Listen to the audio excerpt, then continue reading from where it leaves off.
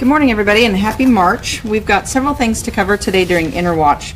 We're going to go introduce a new, less lethal weapon system that the Wichita Police Department is using. We'll also go over a robbery that occurred yesterday, and then a home accident involving a 2-year-old that occurred yesterday as well.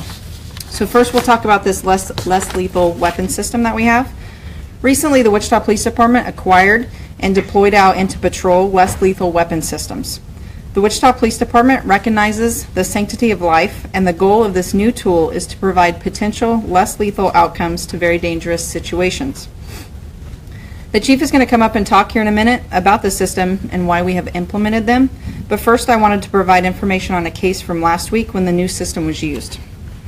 On Tuesday, February 21st of 2017, officers were dispatched to a residence where a 39-year-old male was suicidal and was sitting in a backyard of a home with a kitchen knife to his neck. The officers were very concerned for this individual, obviously, and his safety. With the determination of having a good outcome to this situation, it was decided to deploy the ALS TAC 40 less lethal weapon system after trying to talk to the subject into putting the weapon down failed. The use of this tool allowed officers to take the male into protective custody and transport him to an area hospital to receive mental health treatment. The media has been invited after this briefing to go see the new system and how it can be a useful tool. Now I will turn it over to the Chief. Chief Ramsey. Morning, everybody. Thanks for being here. So as Nikki said, recognizing the sanctity of life is a priority for the Wichita Police Department. And when I got in police work in the early 90s, I would have thought by now that there would have been a tool available to us that could successfully incapacitate someone without killing them. Unfortunately, the technology hasn't advanced as much as we'd hoped, but there are new tools that are coming out, such as Nikki mentioned, which this tool is essentially a weapon that shoots out a foam round or a sponge type round out of a 40 millimeter launcher. We're looking at alternatives to bullets.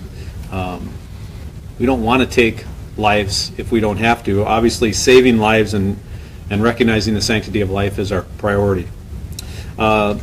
In summer of 2016, we introduced beanbag round shotguns to all of our supervisors and deployed those in the field. Last spring, I asked that we begin testing the foam round 40 millimeter launchers at the department, which we tested through last year, and then began training all of the field staff, which is about 60 people, on the foam rounds in the fall. The incident that Nikki talked about, the staff had been trained in the use of that 40 millimeter and had just received the gun 2 hours prior to that call. And it obviously could have been much different if we didn't have that tool. We've ordered and purchased 8 of them. Currently we have 4. There is a backlog and we're waiting for the 4 others to arrive. It's not an alternative to volatile and fast-moving situations, but it is another option for our staff to use. We've been focusing a lot on creating time and distance and using time and distance to our advantage in situations when feasible, and obviously have been focusing on our use of force and doing what we can to minimize it. We also tripled the number of negotiators we have on the department to help talk through those volatile situations. But you have to remember that our officers have a very tough job. They face volatile situations, and they have to make split-second decisions in harrowing situations that very, very few people can relate to.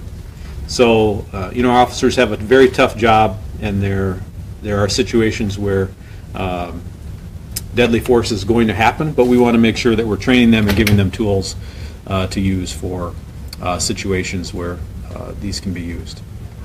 So I'm excited for you to go out and see how these systems work at the range today. I appreciate your coverage and interest in that.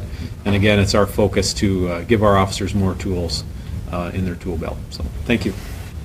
Anybody have any quick question or two? You said tripled the number of negotiators. Yeah. you tell us how many and why Went they're from- so important? We went from 3 to 9. They're important because they have additional training on top of what your regular patrol officers receive on dealing with people that are in crisis and in those volatile situations where weapons are involved and danger is very much heightened. Are other cities using this new weapon system, and how cutting edge is it? Yeah, so beanbag rounds have been around for probably 20 years. The foam rounds are newer. I recently read an article from last summer where there was about 20 departments that were trying them out. My goal is to further expand them. I would like, right now it's just the supervisors that have access and the training on them. But my goal is, with the success that I've seen, is I'd like to expand it even more.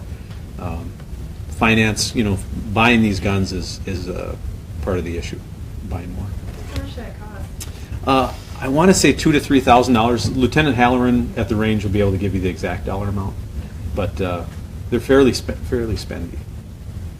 Okay, thanks. Thank you. Yep. All right, just a couple Interwatch items to go over today. We'll talk about the robbery that occurred yesterday. That's under case number 17C013448. 17C013448, a robbery in the 400 block of North Oliver. And this occurred on February 28th at approximately 8:55 a.m. On February 28th at 8:55 a.m., an employee reports opening up the quick cash located in the 400 block of North Oliver when she was confronted by an unknown suspect who ran up behind her and forced her to the ground at gunpoint. The suspect zip-tied the employee's hands behind her back and took money from the business. Loss is an undisclosed amount of cash. The suspect entered the business by cutting a hole in the roof and then exited out a door, or a back door.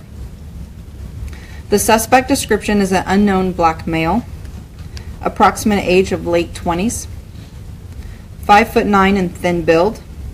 The suspect was wearing a black ski mask, a black thigh-length coat, dark khaki pants, and he was armed with a black semi-automatic handgun. If anyone has any information on this case, please contact investigators or Crime Stoppers. Again, we are looking at seeing if there's any surveillance video to put out, and if we will, then we will definitely get that out as soon as possible via social media. Can you use a ladder to get on top? That I don't know. I'm not sure how he was able to obtain access to the roof. Okay. A quick safety advisory for you guys. There was a home accident yesterday under case number 17C013480. 17C013480 in the 7100 block of West Shade. It occurred 10:30 yesterday morning. The mother of a 2-year-old male called 911 yesterday to report that her son possibly ingested some chemicals, possibly being laundry soap, and was extremely sick. Medical personnel and the police arrived, and the child was transported to an area hospital for treatment of the overdose. We wanted to take this moment to tell all of you parents, family, babysitters of small children who walk around your house to make sure to properly store out of the reach of children all materials that can be harmful to them. This includes medication, cleaning supplies, personal products such as hairspray and soap, paint, and even liquor. We want to remind everybody that accidents only take seconds to happen, and these accidents can be avoided if we take a little bit of time to baby-proof our houses.